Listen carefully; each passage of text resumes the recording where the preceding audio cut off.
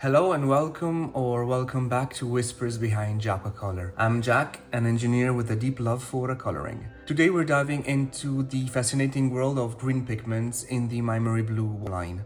All MaimeriBlu colors are single pigment, which is usually a plus, but when it comes to greens, it may be a little bit tricky. Classic convenience colors like sap green and hooker's green have very different hues and consistencies compared to those from other brands. As a botanical enthusiast, greens are essential in my palette. I truly enjoy working with convenience greens, but unfortunately, many of the MaimeriBlu greens require additional mixing to achieve the right tones. Or worse, some of them are too opaque for delicate layering. If you love watercolor and want a closer look at the MaimeriBlu watercolor line, especially if you're into botanical painting, this one's for you.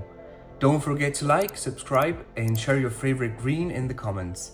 So, without any further ado, let's get started. So here we are, I've already prepared a swatch card. So let's start with the first one, which is Terra Verde Green Earth PG23. This is quite difficult to wet. It's something that is common to all green earths.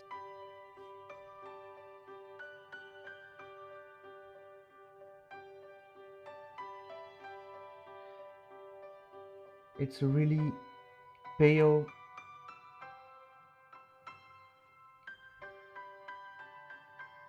I don't use this green at all.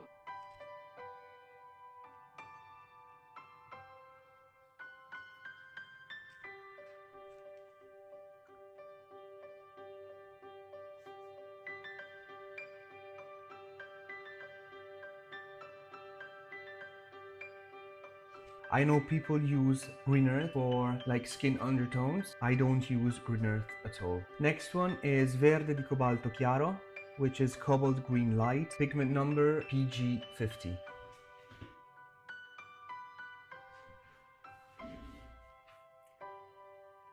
Next color is Verde di Cobalto Chiaro, which is cobalt green light, pigment number PG50.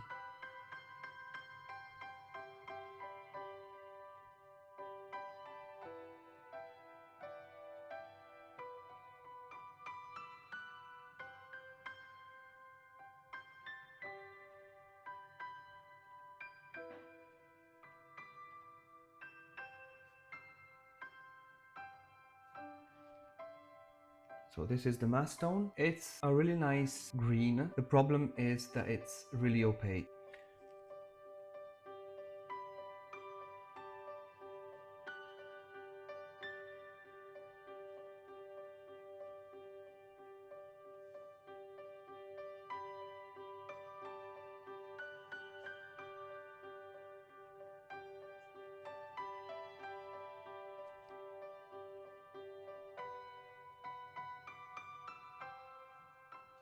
And I don't like opaque colors. Next color is Verde di Cobalto Scuro, which is cobalt green deep. Pigment number is the same, so PG50.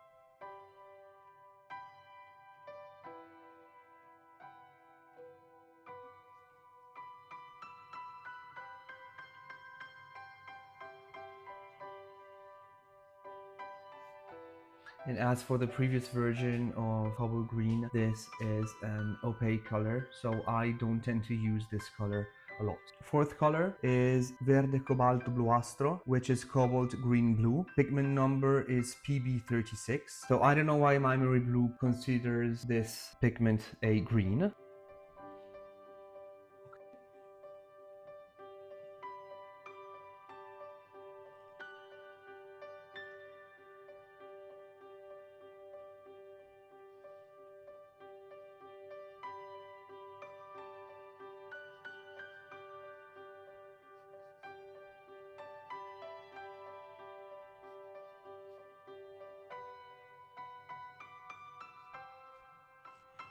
And now the light version.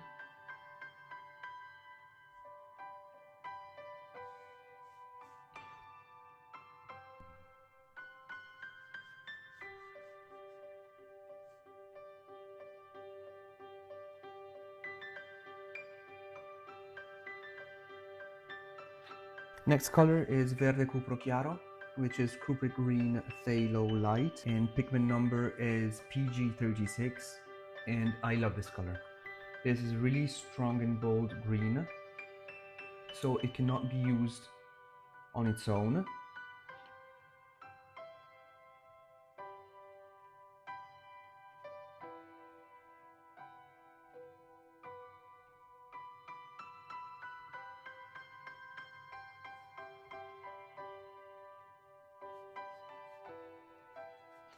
So this is the mass tone.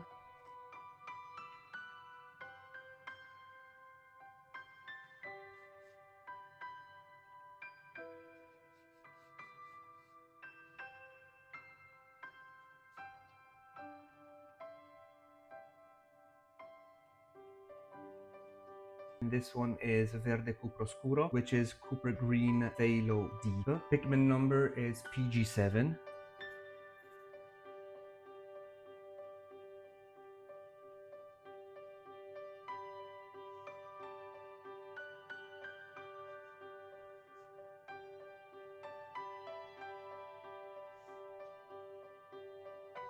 As for all phthalos, this is a staining pigment, but also this Cupro Green Deep is excellent for mixing botanical greens. So I use this a lot with transparent yellow or lemon yellow. It gives beautiful greens.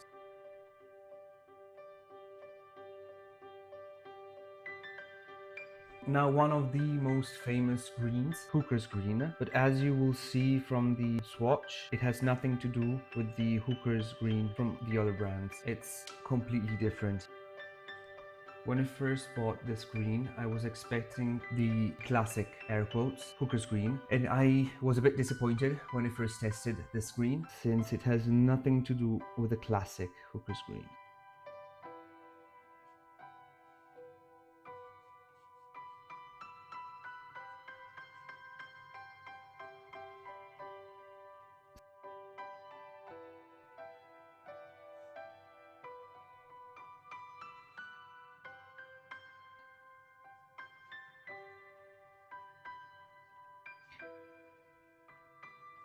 Now it's the turn for Verde di Cobalto, which is cobalt green, pigment number PG26,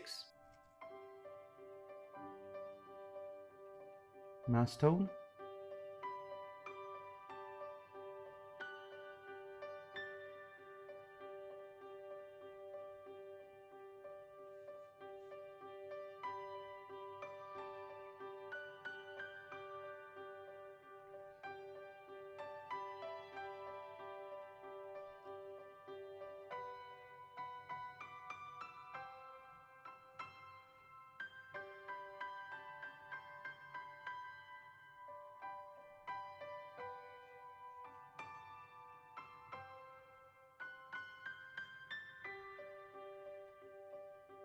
Next color is Verde Oro, which is green gold, pigment number PY129, and this is one of those must-have.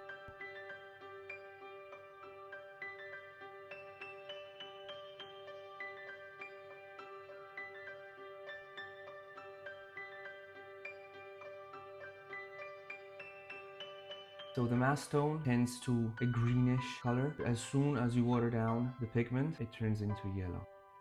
See? This is wonderful.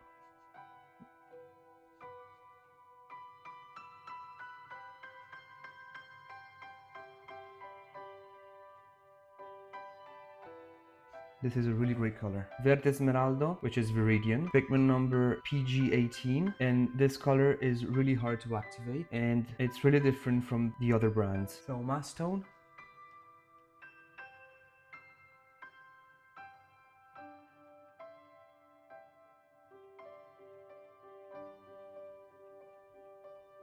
It looks like it's full of binder.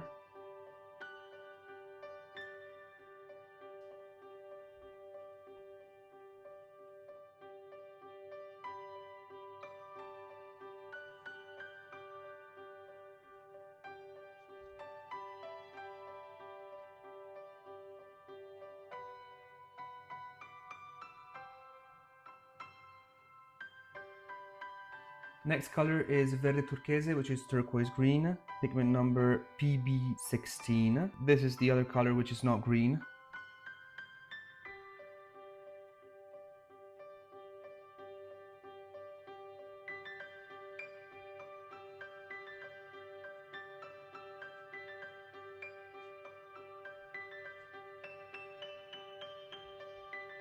Now let's try with the lighter version.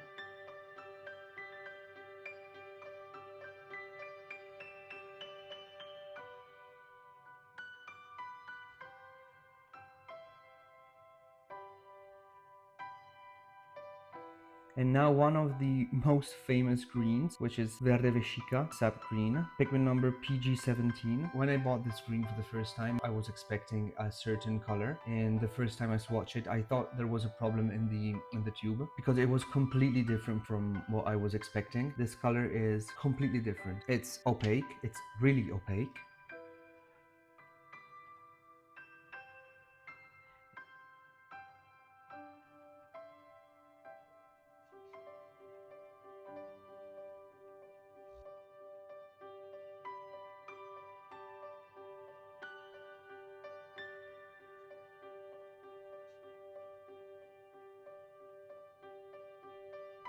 So in the mass tone version, it acts more like a wash, not a watercolor, and this is something I really dislike. In the watered down version, it's a little bit better, but still it's a color that I don't use.